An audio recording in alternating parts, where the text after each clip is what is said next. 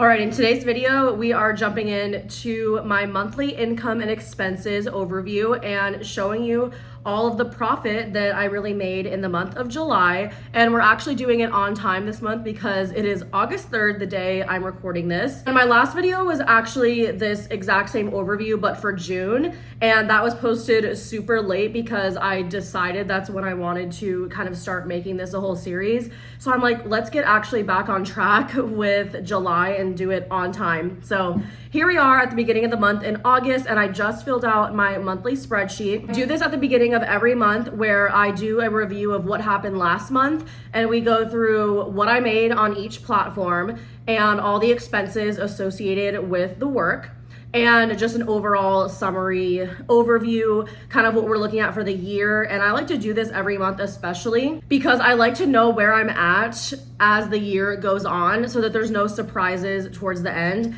And especially when you're self-employed and it's your responsibility to file taxes or have a CPA do it for you. Either way, it's a lot more intense and difficult to file taxes being self-employed than it is just having a W-2 income source. Because of that, I do not like to be surprised. I just like to track it every single month. And then by the end of the year, and when I'm filing taxes at the beginning of next year, it's actually very simple to get it done. My main reason for wanting to track this every month, some people did comment on my last video, said like, oh, the platforms tell you kind of where you're at, which is true. Like, the platforms do help you a lot more than they used to with tracking how much of your income was tips. And I do believe they also tell you your miles as well. That is not, at least for me, and it's not my recommendation, that's not nearly enough information to really stay on top of what your earnings are. And also because of the new tip laws being in effect right now, I just think it's a lot better to do it yourself and have a lot more control and visibility over what your real earnings are. And if you want to treat this like a real business and take it seriously, then I do think you should be doing a financial review every month, because if you had a business, then you would definitely be looking at your numbers every month. That's just my opinion. If you don't agree, that's okay. But I like to do this every month. So we're gonna jump into July. All right, so we're here looking at my spreadsheet now, and there's 3 tabs at the bottom: the income, expenses, and summary. This is a very straightforward kind of tracker because I don't really like things that are overcomplicated. And I do think that there is something to be said about like over tracking and spending way too much time doing admin in whatever business you have, and that can kind of backfire on you. So that's why I like to have a spreadsheet that is simple and it just gives me the information I need and nothing more, if that makes sense.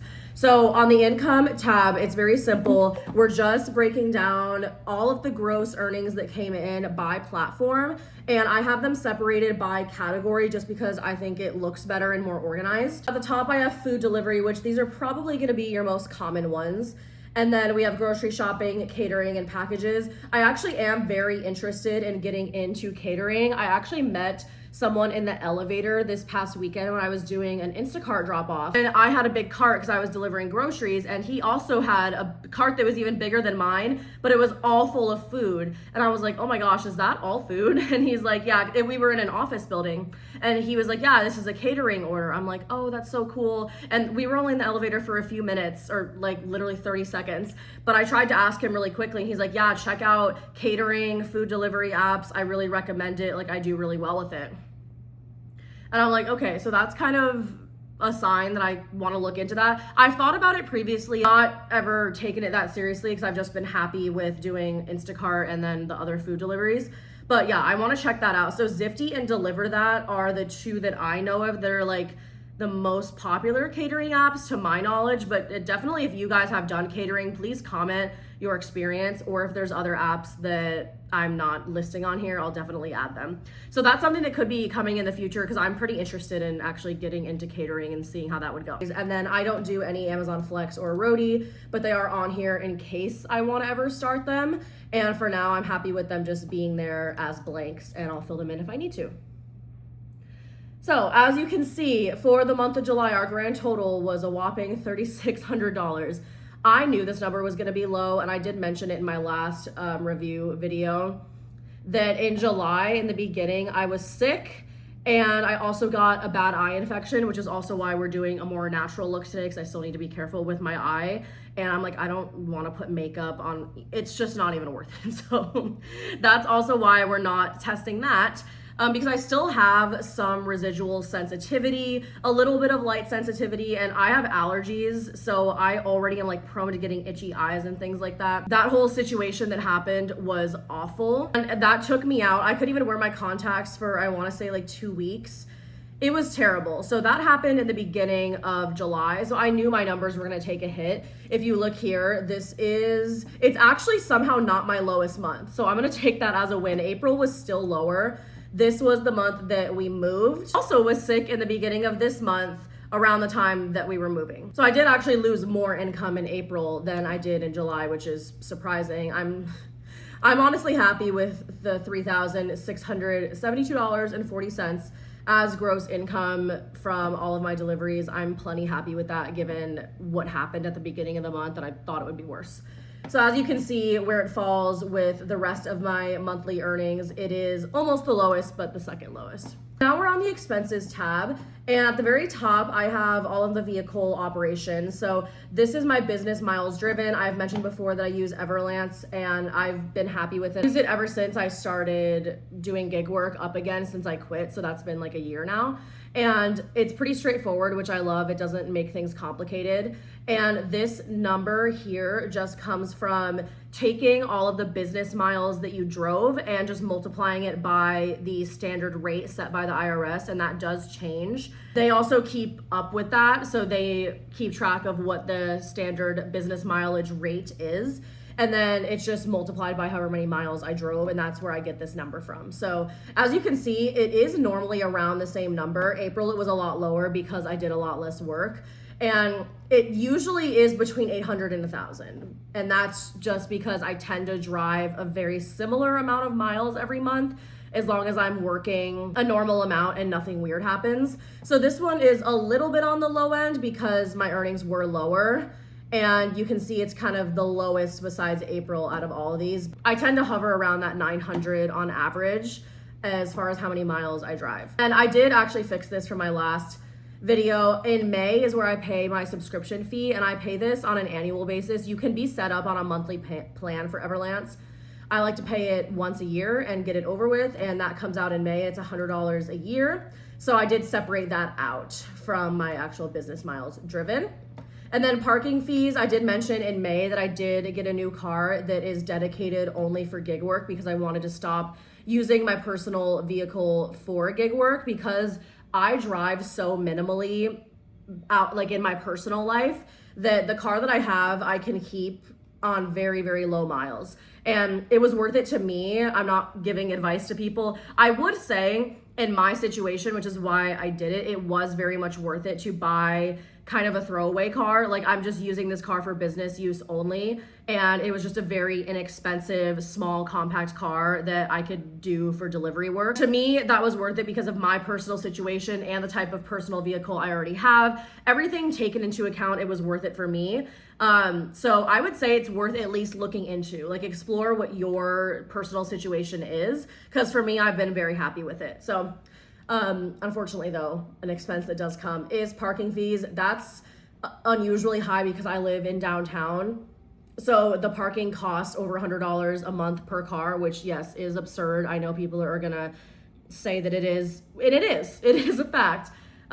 It just comes with the territory, and I still think it's worth it with the numbers that I'm able to bring in every month. I'd rather have the extra car that's only used for business and driving for this type of work and has nothing to do with my personal vehicle. So that's a new expense that is now from this point on going to be a flat rate.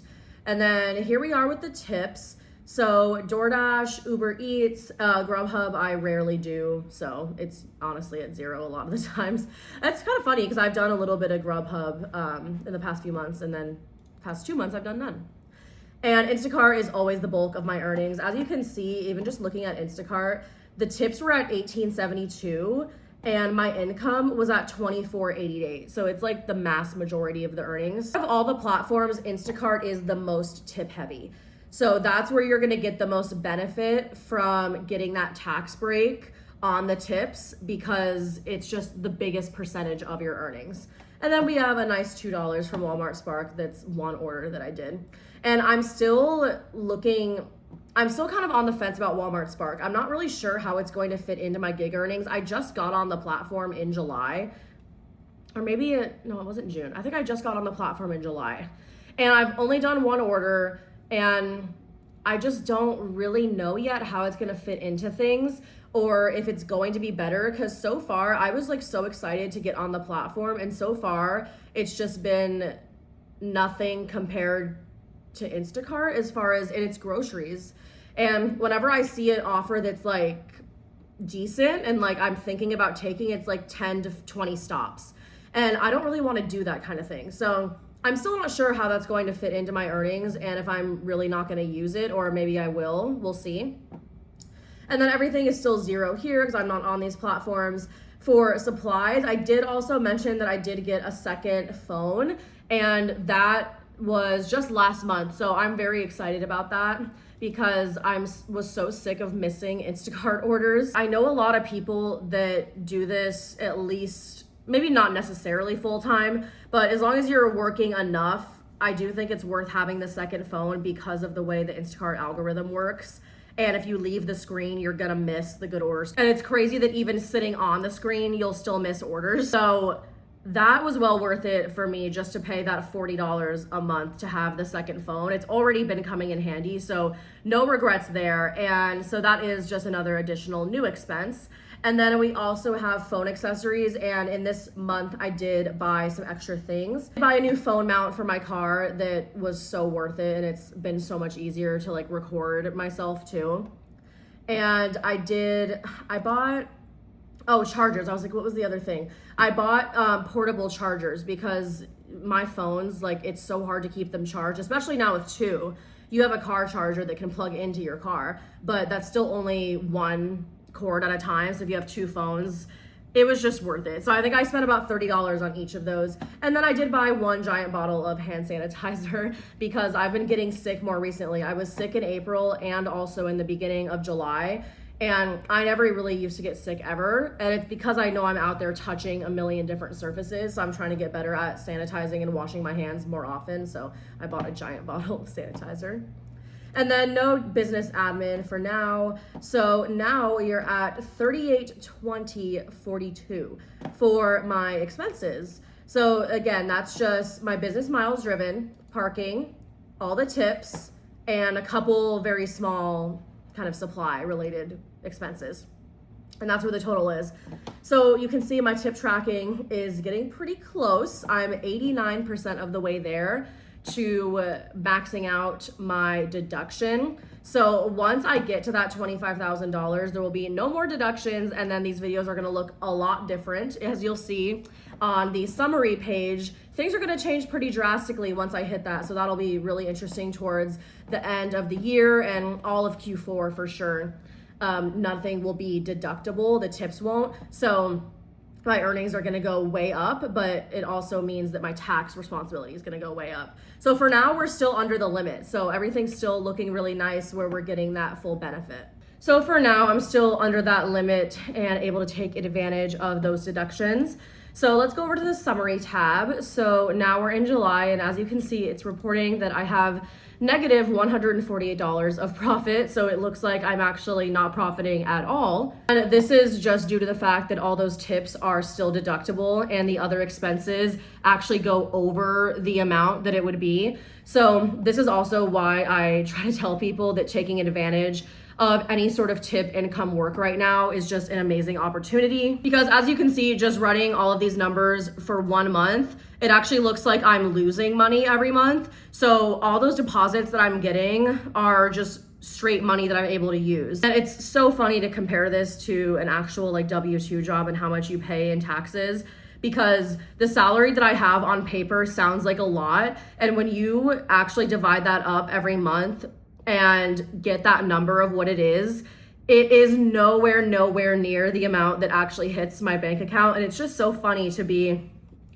working two different types of incomes and just see the comparison of what comes in the door. Like, what are those the gross amounts you're making versus the amount you actually get to keep. So far, I actually get to keep pretty much all of the gross money that comes into the account from gig work. And if you have a W-2 job, that those paychecks that hit your account are just nowhere near the gross amount. So it's just interesting. So as you can see, I do have this also in my tracker with the taxes, and this is just an estimation. It's not something that you should take as like real sort of tax advice or anything like that. But I like to do an estimate because I pay estimated taxes and then put those into account when I actually file. And then I usually end up owing a little bit, but it's usually a small amount, and it's meant to be an estimation as I go through so that there's no big surprise when I actually file. So for the month of July, it shows that I have a negative profit, which means obviously I'm not going to owe any taxes on that.